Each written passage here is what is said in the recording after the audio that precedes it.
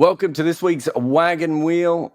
Lots to get through, and I don't have much time because I have to watch the India-England day 3, is it? Yeah, day 3. Let's call it day 3. Anyway, but thanks for coming in to Spotify Green Room.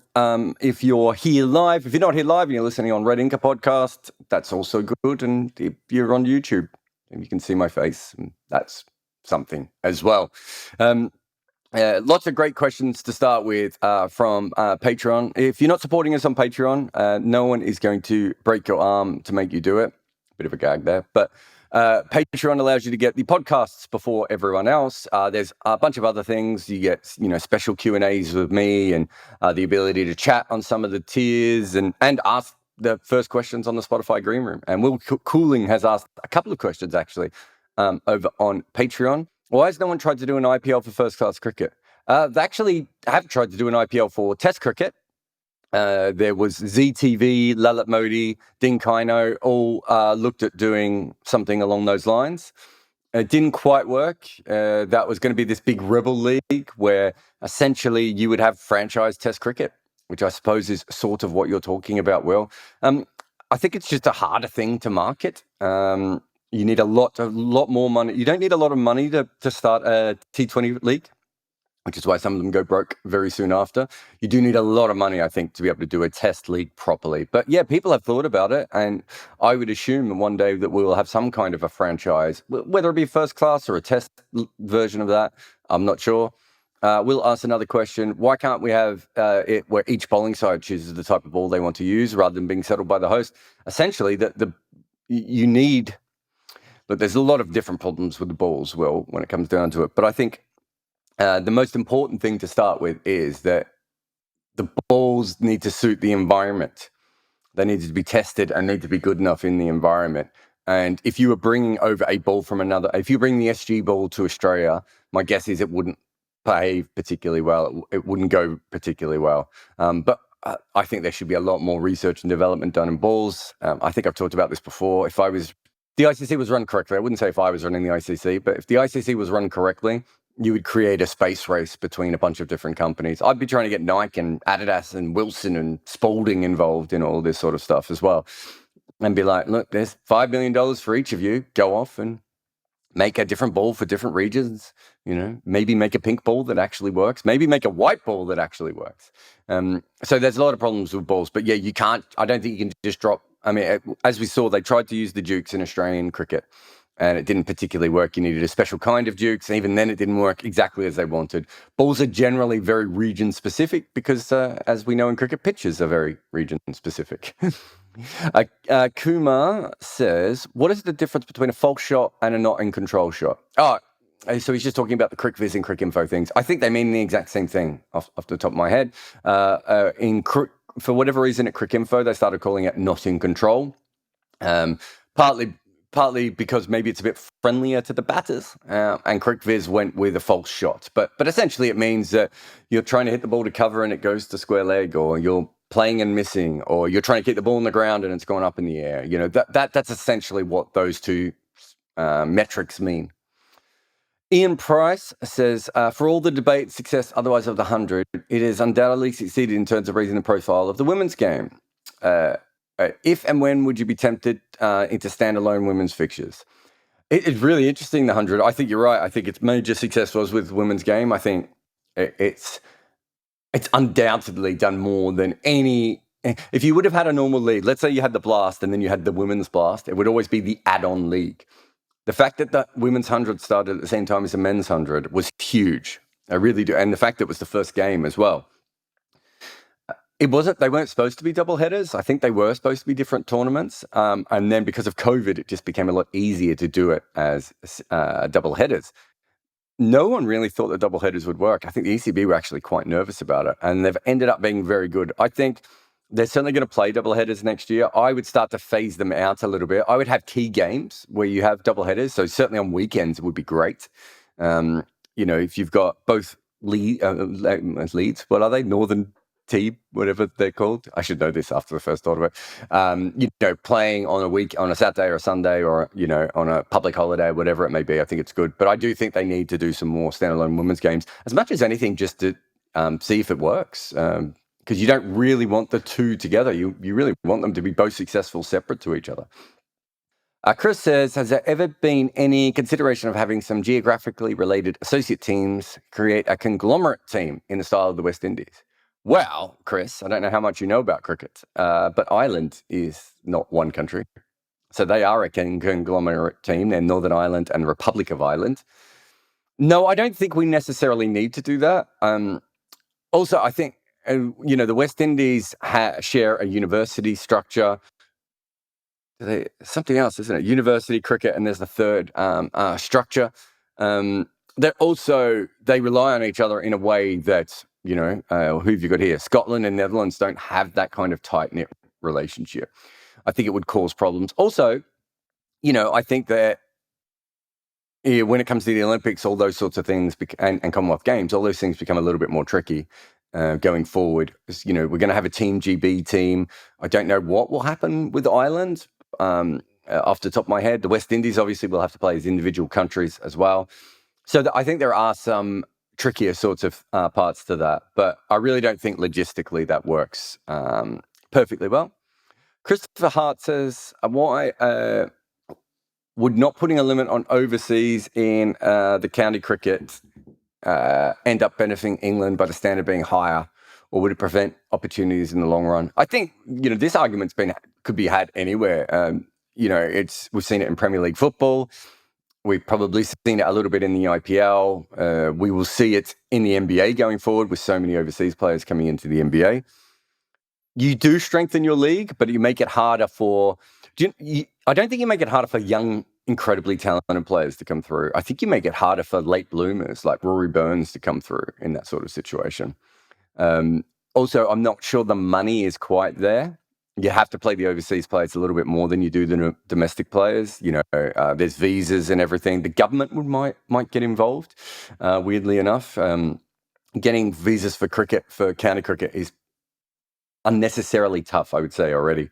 But it's a really good question, Christopher. And Sudeep says, I'm bringing up this question again. Okay. If Virat Kohli plays the Tendulkar way and stops executing the cover drive like Sachin Tendulkar was forced to, it would be better for English conditions.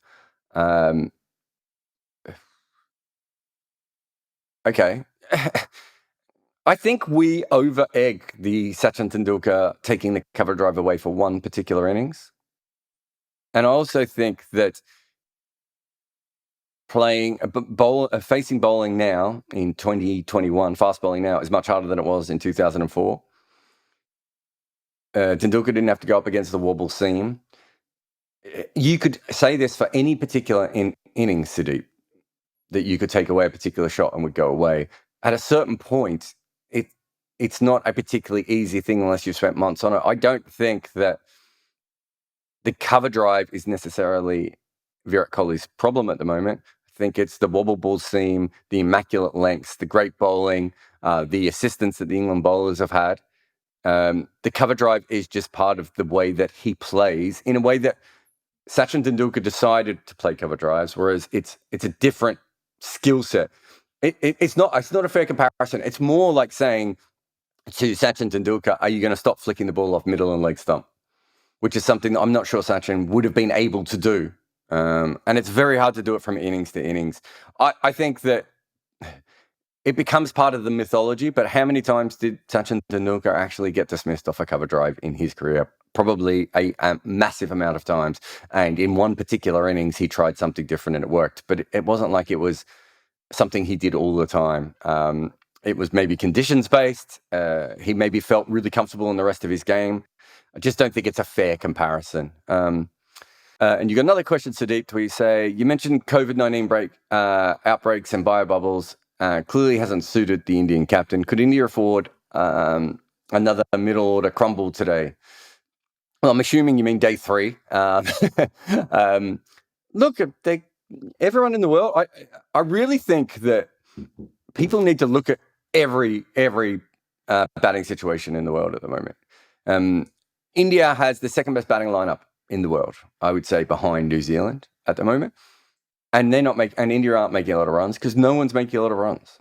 The bowling is better. The bowling is faster. The bowling is more accurate. The wobble seam has changed things. The pitches have changed things. No one's making any runs. We are seeing teams regularly bowled out for very cheap. I mean, England have just picked random players to bat, open the batting and bat at 3 because they've kind of run out of people. This is not an Indian specific thing. So if, especially if you're coming on my channel and you're asking questions, you have to look at the whole board, I think, at a certain point.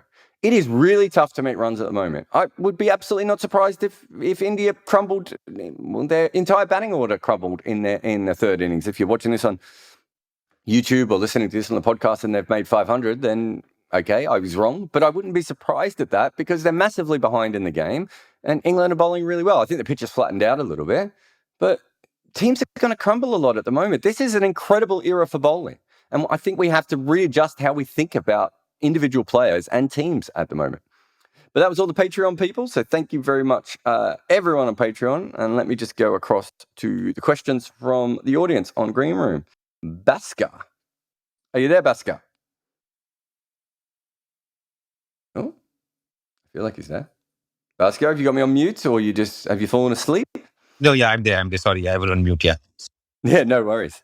Yeah, so my question is about cricket analysis. So I see that now all the analysis which is being there, all the media and is all head-to-head analysis, ball by ball analysis. And I've tried to do a lot of analysis myself, but I am kind of restricted to Stats Guru on Cricket 4, which is basically innings-wise analysis. So my first question is that if as an amateur analyst, I want to do that kind of analysis on ball by ball and also probability of winning, impact of wicket on probability of winning. Where can I get that data? And my second question. Yep. Well, let me answer that one before. I'm not very good when people ask me 2 questions in a row, so let me answer that one simply for you. Crick Sheets. Is it Crick Sheet? Might be Crick Sheet. I always forget if it's Crick Sheets or Crick Sheet. Cricksheet.org or cricksheets.org should have all the ball by ball stuff that you need. Okay. Not all of it, but a lot.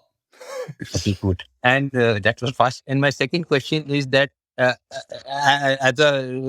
about a career as a cricket analyst? How does you even go about that? If somebody wants to pursue analysis, is it all about desk analysis or is it about actually working in a team? Because you have done both of them, right? You actually are a journalist as well as working with teams. Yeah. Yeah, I don't think I'm the ideal person to answer this because, I worked at Cricinfo for 8 years first. So you can always try that. Look, essentially, it is about contacting coaches, owners, general managers, assistant coaches, captains, and saying, I know this stuff that I think can help your team. I think that's the most basic way of doing it. I think we'll have analysts who travel with the team going forward, and we'll have analysts who don't travel with the team. But I also think that there'll be specific analysts. There'll be fast bowling analysts, spin bowling analysts, batting, middle order, top order, whatever. But yeah, it's really you find the information that you think will help the team, and then you ask the team. Contact the team. LinkedIn is your best friend. Every second cricket coach in the world is on LinkedIn. There you go. There's a tip for everyone. But thanks so much for your question, mate. Thank you. All right, who we got next? Leo. Oh, God. Leo Hartley. Oh, what happened to Leo? Yes, hello, Jarrod. Leo, how are you? I'm good, thank you. How you doing? How's your arm? Yeah, good. It's attached? That's better than not attached, I guess. My question is, who do you think is going to win the CPL this year? Do you know what? I haven't had a look at the teams properly, partly because of my arm and partly because the Test series has been on. My default answer is always Trinidad because they seem to have an amazing squad of players. That I'll put it this way: a salary cap defying squad is maybe the best way that I would put what Trinidad do. Guyana I always like in the regular games because their pitches suit them a lot. But yeah, I think those are the 2 teams that come off, but I haven't done a huge amount of analysis. What about you? Who have you got in the CPL? Well, I think this year particularly, I mean, I get what you mean about Trinbago. They always seem to end up doing well. But yesterday they lost the first game it was like a difficult game and it wasn't that close, to be honest. But I think St. Kitts have got a good shout this year. They obviously brought in Chris Gale. They've got such a strong top order, and Bravo is a great captain. So I think that they've got a good chance to kind of bring back their reputation around the CPL, because they always seem to come last, and they've never really been in any chance of winning. I think if I remember correctly, they were one of the 3 franchises that was up for sale as well. So my guess would be that I think Jamaica, St. Kitts, and Barbados were up for sale. Barbados obviously got sold to Rajasthan. I always worry about the teams in the CPL that don't have strong ownership. It's a really interesting league. If you don't have owners who are all in, if that makes sense, things can slip by. And that's not to say they don't have the talent, but is everyone pulling together?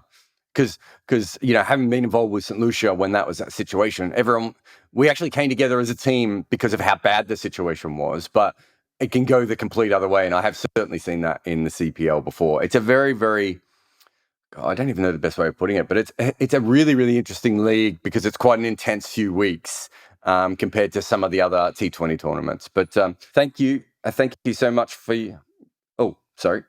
thanks so much for your question, though, mate. No, go quick. I was just going to ask, do you ever think that we could see the Champions League of T20 coming back at all? I think it's a big problem because Kieran Pollard will qualify for every team in a way that Messi doesn't. And I think that is always going to make it look a bit silly. I thought it was a great idea when they tried it. I know why it didn't particularly work. Maybe in 10 or 15 years when some of these other leagues are stronger. I just don't think any of the leagues are strong enough compared to the IPL. Not to mention that incredible moment in the Champions League where Mumbai played with an extra overseas player because they wanted to. So I think we'd probably need slightly stronger rules going forward. Yeah, you'd end up with Joe Warden managing every team as well. Exactly. Yeah, if you had if the 100 was a 2-month competition and the Big Bash was a 3-month competition and the IPL was a 6-month competition, maybe you could start to go towards that. I'm not sure, but as it currently stands, no. Thanks for your questions, though, mate. How are you? Hey, Jarrod, how are you? Not too bad. How can I help you, mate? So I wanted to talk about this incident. I'm not sure you're aware, but so Tim Wigmore, who's a journalist himself, so he tweeted something out about how India getting rattled in these pitches is about in these conditions, and nobody will talk about it because it's not a spinning condition or it's not subcontinent. And what I wanted to talk about was not about the pitch that did it, because I know your opinions on that. But I wanted, because I don't know if you're aware, but Jimmy Neesham got pretty actively involved in it, and he went after everyone who was commenting, and he was like, "Oh no, it was suspected or red teams, Doctor pitches and all those things." So my point of view is that should active players be involved in Twitter and their opinions, and because New Zealand is coming to India in the next month, so do you think that might actually cause troubles to or that gives India the leeway that or do players actually have that concept that this team is this is how we are going to get it, so we are anyway demoralized? Because that sounded like a demoralized comment that, oh no, we are anyway going to get the spinning track. But India also has Mohali and Dharamshala, which are great steaming tracks, if I'm not wrong. Yeah. I mean, look, I think I don't think. Oh, actually, I have. I worked with Scotland when we went to UAE, and I think that the general conversation we had beforehand was the pitches are going to spin. If you come to England, the general conversation should be beforehand that pitches are going to seam.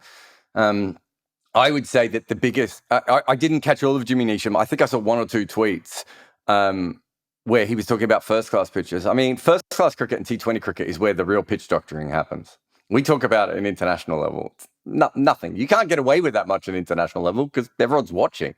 Some of the pitch doctoring in first-class cricket and T20 cricket is remarkable. So it's part of our game. I think it's funny. I had this conversation. I'm commentating at the moment with Stuart Meeker. And I was saying to him that I think in the next 10 years, it wouldn't surprise me if the ICC take over pitch curation in Test cricket and international cricket in general, in the same way that we did it with umpiring. And that doesn't mean that you won't have, as you said, Mohali seams. So you would have you'll still have the local curators there, but you'll have the you'll have a checklist of, okay, what has Mahali done consistently throughout its last 10, 20, 30, 40 years? Okay, that's the template of what we want the Mahali pitch to continue to do. But it is be overseen by the ICC rather than overseen by local curators. I mean, local curators can be rogue. But as far as players go, I think Jimmy Neesham's probably right to be, we're going to go to India and most of the pitches are going to spin. That should be the headspace you're in. It can get negative, I think, at a time. I think some players like freak out a little bit and it's just like, oh, they're going to doctor all the pitches against us. And I think I've proven this in my writing a couple of times. It's just like, I don't think the Western players actually understand how much the pitches spin in first-class cricket in parts of India, but certainly in Sri Lanka as well. And so they think, oh, look how much it's spinning on day one. It's like, well, go and watch a first-class game in Gaul. If you're a seamer, you might as well not play. Right, some of the grounds have like 80% spin bowled in Sri Lanka, and quite a few in India have well over 50, 60, 70% as well. So if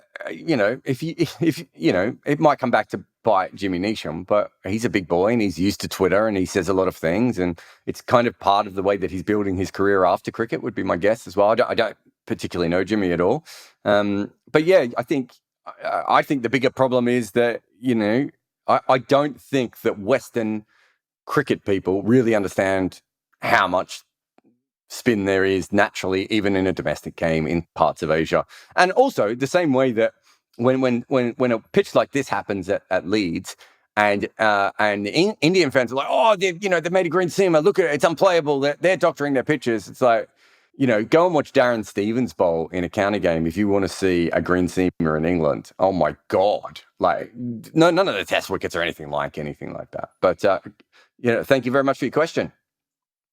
Thanks, Aaron. All right. Who's come up next here? Atish. Atish, you there? Oh. Hi, can you hear me? I can. Yeah, first of all, I just wanted to say I'm a huge fan, love all the stuff you do. And Thank you. I'm so glad that you're recovering from your freak accident. So my question, I have two questions, but I think I'll just miss it to one in case there's not enough time.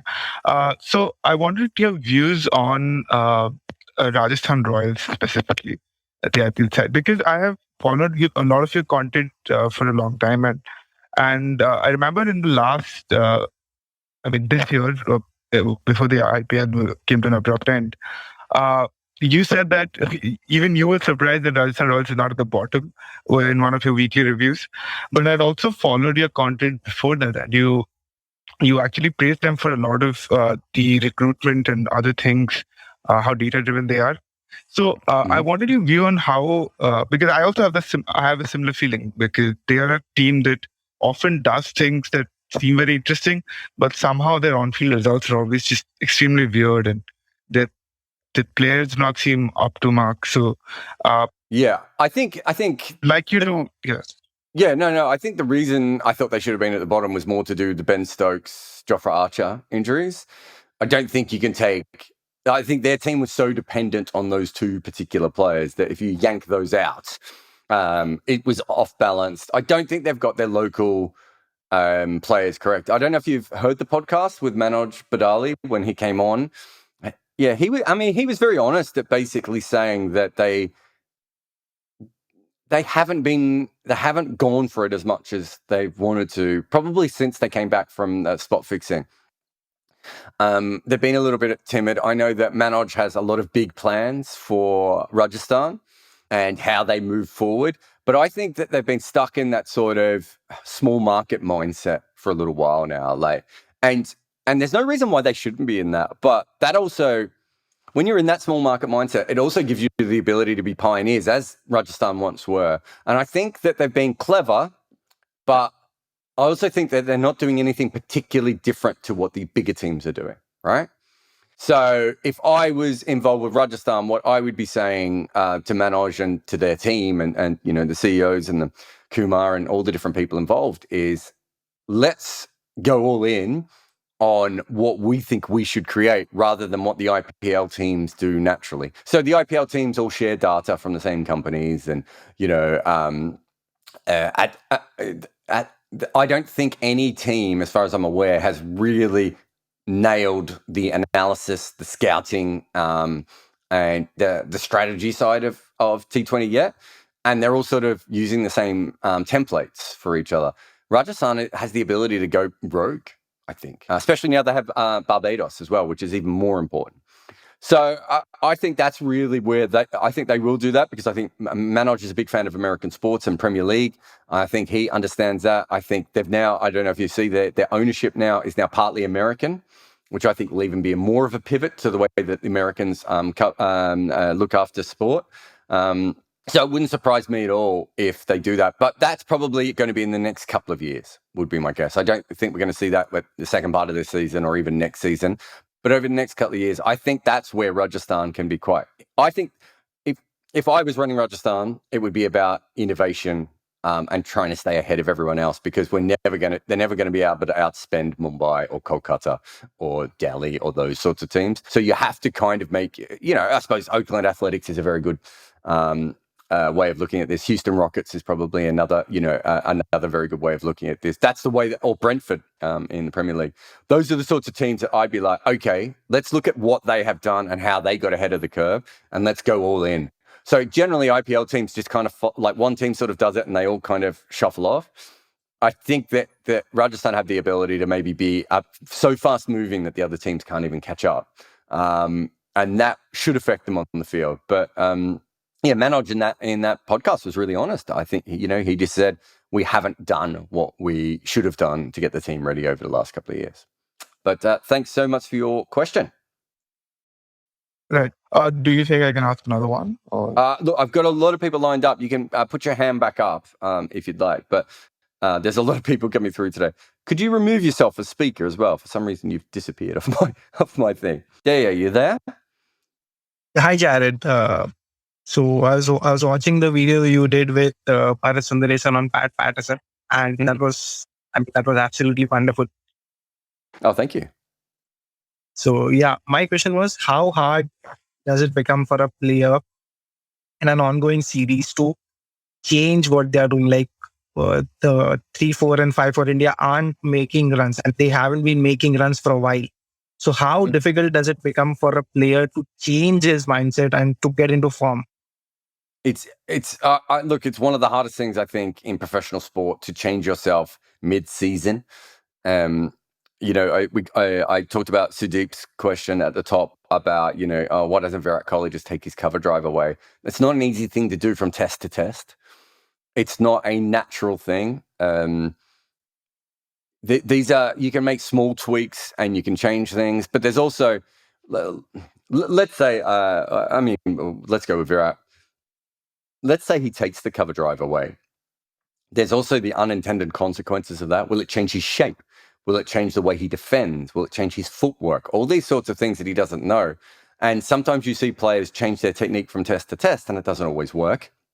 It's incredibly hard. Is it the famous quote about, I think it might have been from an old NFL coach, who said the hardest thing in sport is to change the thing that's always worked for you. And you're talking about guys who have always worked, and it doesn't mean they're not making constant tweaks, but it's just going. We just go, oh, don't play the cover drive, or stop facing, stop going at the wide ones, or in Johnny Bairstow's case, stop flicking across the line. It's like these are the shots that have got them to that level. These are the shots that have got them the most of their runs. Suddenly they're going against them. It's a tricky thing. It's really hard to work on a player. I remember dealing with a bowler. I think I've probably told this story before, but I remember dealing with a bowler who was really struggling with left-handers, and he always bowled over the wicket to them. And I said, why don't you bowl around the wicket? And he goes, because I've never bowled around the wicket. Now, it took him about a week and a half of bowling around the wicket in the nets to feel comfortable to try it in a match. Sometimes that might be a month. It might be 2 months. It might be 3 months. Like there aren't that many quick fixes. If there were quick fixes out there, players would come out of form funks like that. And they don't, and generally most form funks are, technically based or conditions based. these are hard things to overcome. And, you have got to the top level backing yourself, and suddenly everyone's telling you need to change. It's very, very tricky. But thank you very much for your question. If you could just remove yourself as speaker, because the green room's gone all weird on me. Sure. Uh, Thank you, Jarrod. All right, Path. Can you- Yes, I can. What's your question? So my question is about Manish Pandey. He's always been like the backup number 4, even at the highest. When we were talking about who's India's number 4, he was always the backup number 4. No one saw him as the number 4. So he plays for SRH, and this is the stat that's worrying.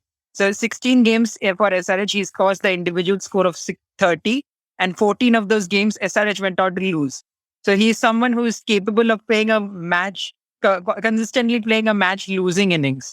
And so Probably wouldn't put that on his business card, would he? yeah. So and he's in a team with Kane Williamson, Rashid Khan, and David Warner and Bhuvneshwar Kumar, and he's paid 11 crores. But that's not in his control. But would you stay away from him because he's kind of on the high demand player. He's an experienced mid-order Indian batsman, so he's a high demand player. So would you tell other teams to stay away from him after you know this about him? Well, I'm not too worried about the match losing stat, because some of that has got to be out of his control at a certain point. And I'd be more worried about his overall stats, of which he starts slow. He doesn't necessarily catch up. He chews up a lot of balls and then he goes out. He's not a ideal T20 player. He doesn't have the ability to adapt his game. I'd be shocked if he hadn't been told 100 times, that he needed to change his game by this point. That's probably where I'm more concerned with him. Your particular stat is fine. I don't know if I've looked into that sort of stuff a lot. Andy Flower averaged 50 and lost a lot of test matches for Zimbabwe, right? I don't think we're blaming Andy Flower for Zimbabwe's losses at a certain point. Richard Hadley and Murali took a lot of wickets in losing matches as they did in winning matches. But I think his overall record would suggest that he does not have the ability to find a third gear, let alone a fourth or fifth gear. I think he is a drag on the batting, and I don't think his positives outweigh his negatives enough at the price. Commentator who suggested that he should develop an offside game like Sky, and because Sky developed an offside game, he's much better than he was now. So Mitra has not been able to do that. I won't compare him to Sky, but Shikhar Dhawan was for a very long time a very, very ordinary T20 player, despite the fact that he had a better game than Manish Pandey, right? And Lendl Simmons, another guy who played in the IPL, it was very much in demand, and then turned himself into a very, very ordinary T20 player. Both of those players, Andre Fletcher's maybe another one, who have come out of it. They eventually, what happens is you stop getting paid lots of money, or teams stop treating you like a star. Suddenly you go, oh, okay, everything everyone said has clicked in. And I've seen it with players before. So I have no doubt that, if Manish Pandey doesn't get picked up in an auction or ends up on the bench for a team, he's going to be looking at it going, okay, what have I done wrong? Maybe I should have listened to all those people. And those sorts of things do happen. Sometimes it's very hard for the penny to drop for some players. They're like, it goes back to, was it the previous question or the question before, where he's been successful doing what he's always done, but the game has changed and he has not evolved with it, and he's fallen a little bit behind. If you could remove yourself, that would be great. I'll go on to the next question. Thanks for that one. Raj, are you there? Yeah, hi Jarrod. Can you hear me? I can. What's your question, Raj? My question is regarding the slow over rates. Why has it become for teams so difficult for teams to keep up with the over rates? Like India had Jadeja bowling about 25 to 30 overs in the first game, and still they got points there. They did docked for their slow over rates. Is that the rule which is pretty strict enough, or doesn't the players don't get that, so don't follow the thing where they used to, like India don't even when we see in the last 3 tests, it wasn't even 90 overs every day, right? Mm-hmm. Okay, this is easy. Basically, if you've got a bunch of fast bowlers, you want them to rest, so you slow down on purpose. We now have more breaks in an international day than we've ever had for DRS and electrolyte breaks and all sorts of different things. Batting teams now have more breaks than they've ever had before, and the ICC don't care. So it keeps happening, and ICC get the extra half an hour, and the home boards get the extra half an hour. When it comes down to it, that's what they would do. If you were to rush through your 90 overs every day, you would have to use more part-timers. You would have to use, I don't know if you remember that test match when Mike Hussey was running between bowls to bowl for Australia, his little medium pacers. Teams don't want that. They want to use their frontline bowlers. They want their frontline bowlers to have plenty of energy. If you're playing with someone like Shannon Gabriel, it takes him 10 minutes to bowl an over at the best of times. You don't want Shannon Gabriel rushing through his over because Shannon Gabriel's not a rusher. So essentially, there is no real push from anyone in cricket outside the fans and occasionally the media to really fix this. Teams are happy to have the extra half an hour at the end of the day. It stretches them out a little bit. They could fix it very easily. We've seen in the 100, there are measures there. We could have harsher penalties in the World Test Championship. There are many different things that we could do, and we've allowed batters to be slow. We've allowed the bowling team to be slow. It's no longer just about the bowling team. Essentially, I don't see any will from the people who run cricket, whether the cricket boards or the ICC, directly to make the game any shorter. So that's basically what it comes down to, Raj. Sorry about that. Thank you for your question. Danny. Danny. Hi, Jarrod. How you doing, mate? What's your question? Good. Yeah, I was just wondering about the selection of Johnny Bairstow over Ollie Pope. I know Ollie Pope was injured, but I would personally select Pope just because of his amazing first-class average. But then they've sort of brought in Bairstow as maybe a temporary fix experience, but hasn't got a great test record. So I was just wondering who you'd select if you were a selector. I think Ollie Pope's great, but I do think he has struggled at a test level. I probably, with Ollie Pope, prefer him to bat slightly lower down the order. I prefer Pope to bat at 6 at the moment, get a couple of years under his belt before he goes up. I think Bairstow's fantastic. I think England ruined a top quality player by trying to, get a slightly higher strike rate out of Joss Buttler. Realistically, I think it was a stupid decision. The interesting thing about Bairstow is that he's basically batting in the Ben Stokes position, isn't he? And he's not going to do that. So he's more likely to be able to bat at 3, I would have thought, than Pope is right now. And if that's the case, it's not a bad thing to get Bairstow back in the team, maybe get some test deliveries back with him, and then he can go. The other thing about Bairstow is that I think his game at the moment is much more, or it's just more rounded than Pope, and he's much better player of spin. I think Pope really struggles against spin at the international level, and I can see why in the short term Bairstow might be a better option. But yeah, there's nothing you've said that doesn't, Pope's record is phenomenal. I just want Pope to kind of, if I was in charge of Pope, I'd just be sending him overseas as much as possible, especially to Asia, getting as much experience as he can, and batting him up the order. So maybe batting him 3, for Lions tours in Asia and things like that. Getting him, because I think that's where he's going to have to bat, isn't it? If Root's going to bat at 4 and Stokes is going to bat at 5, which looks like those 2 spots, it's like Pope can only bat at 3 or 6. And 6 is probably where they're going to want another all-rounder if they can fit them in, someone like Moeen Ali. And so eventually Pope's going to have to go up the order, and he's going to have to face a lot more spin, and he's going to have to do it a lot more successfully. But I think Bairstow's maybe just a safer pair of hands in what is a very big series, with another very big series coming on the back of this. But great question, Danny. Thank you. Yeah, thanks. All right, I got a chance for about 2 more questions, I think. So Kyle's come through. Hey, Kyle. Hi. How you doing? Good. So I just finished watching the Pakistan West Indies series, and noticed something. So Kyle Mayers had a 210 not out on his debut, and since then hasn't done that much. In this series, he had 3 ducks, but his average, going into his last innings was still looking pretty good at 40 something.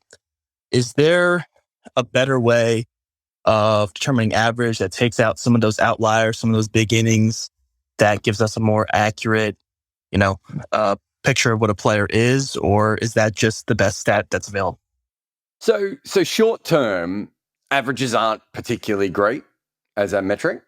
So anything under 20 matches, averages can be massively dented in either direction, right? By a not out. Or if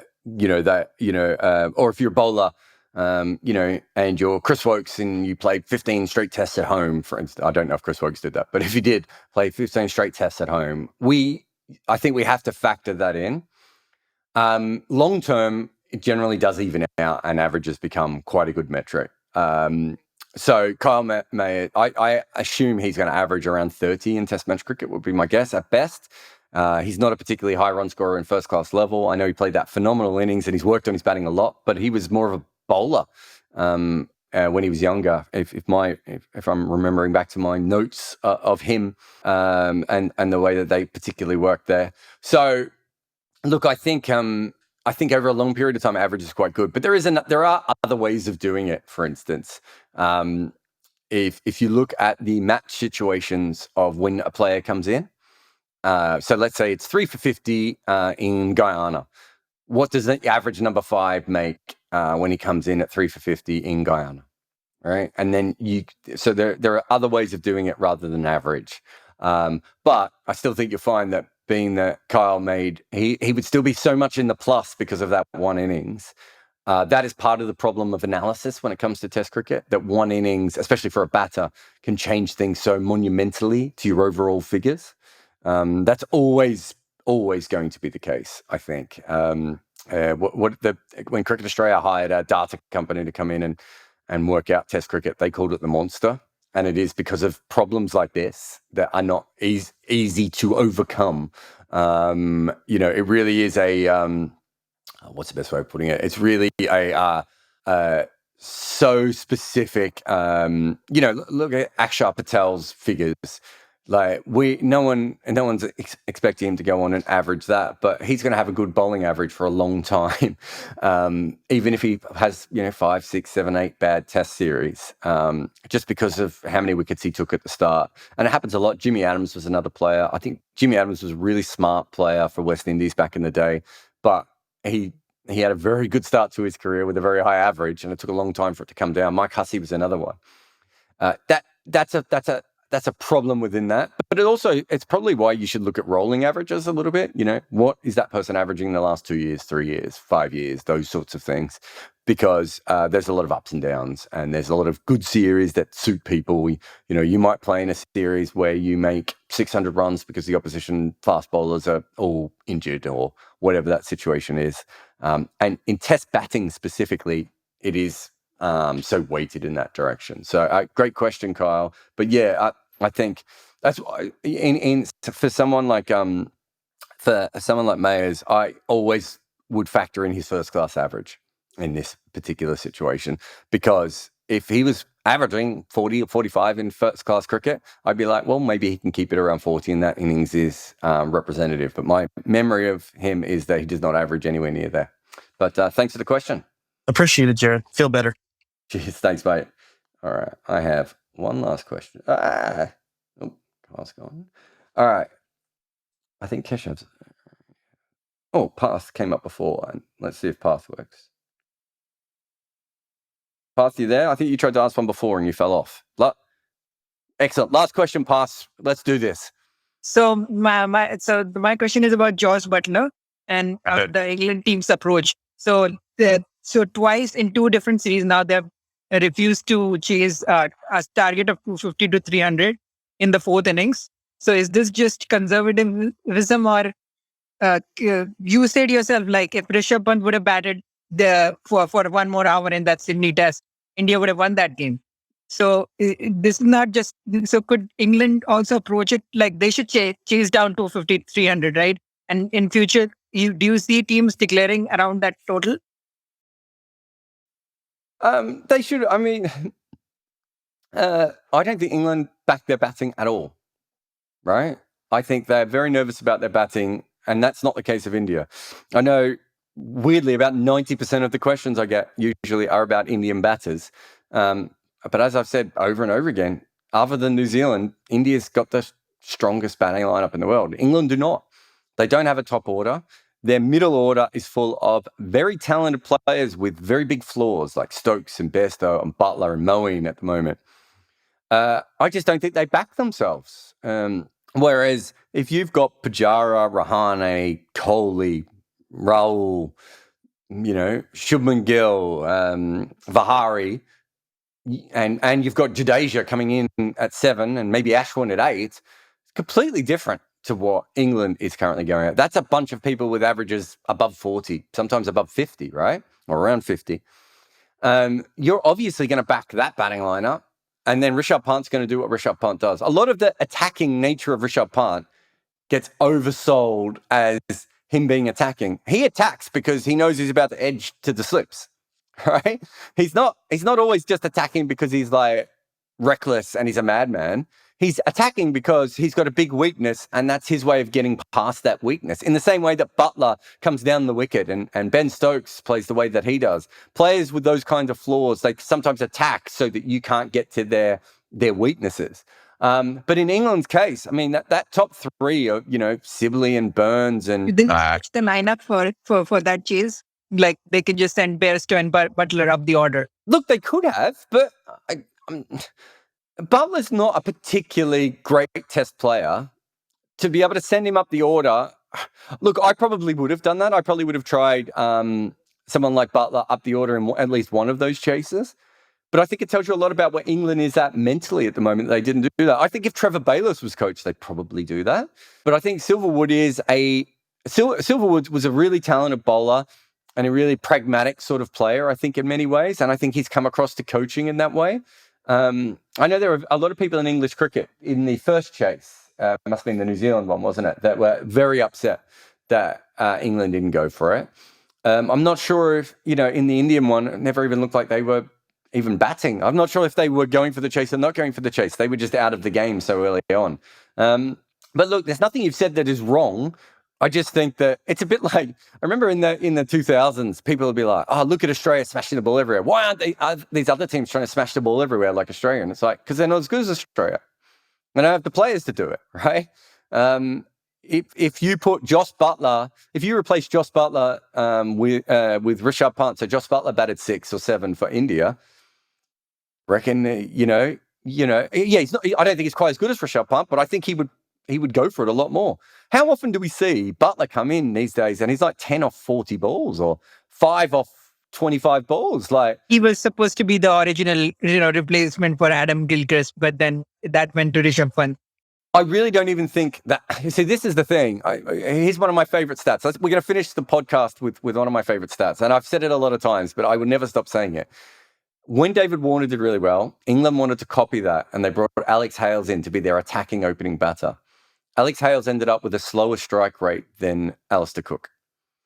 Most of that is because it is really hard to consistently attack in England. Someone like Matt Pryor, whose strike rate would have been, 55, 60, is probably similar to what Quinton de Kock's strike rate is at 75, 80 in South Africa. It is really hard to score consistently fast in England because you do nick off a lot more and the pitches favour the bowlers and the balls keep swinging. Thinking that their top order would fail because, that's why Sam Curran is picked. Like, people were saying Sam Curran should bat at 6. That Sam Curran is picked because he's not a fourth bowler, but he's a batsman who bats at 8. They're going in with a designated number 8 and number 9 because they think their top order is already going to fail. Because they're right. It does fail. Do you know what I mean? They're not wrong. I remember talking to them 2 or 3 years ago about all the all-rounders, and they said, what are we supposed to do? We can't find 3 batters at the top who can do anything, so we're better off to have 6, 7, 8, and 9 who can bat. They're not wrong. New Zealand did this for generation, didn't they? I mean, we've seen lots of teams try this. If you can't find a top 3, you have to bat deeper in Test cricket because your 4, 5, and 6 suddenly become your top 3, and then when they're out, you need a stronger batting coming down. So I think everything sort of goes back to that for England. But Path, thank you very much for your question. In fact, thank you everyone for your questions. We usually do the green rooms on Friday. So If you want to be involved in a Spotify Green Room, you go over to you download the Green Room app. And you follow me at Jarrod Kimber, I think, and you can come and ask questions. We usually put it up on Instagram and Twitter when the exact time we're going to go live. But obviously, these podcasts will go up on the Red Inca and up on YouTube. As I said, if you want to ask the first question, if you want to be the opening batter of the wagon wheels that we have here, you can support us on Patreon, and one of the tiers there allows you to ask questions over here. But thank you. Really good questions again. I really enjoyed the chat. Thank you to everyone. New Red Inca podcast up about my arm and how I injured it. There's a content warning because some of it's sick. I think is fair to say. Got a couple of good videos coming up. I don't know if any of you guys saw the rules video with the one-day game between not New Zealand, who was it? South Africa and Ireland. That was good fun.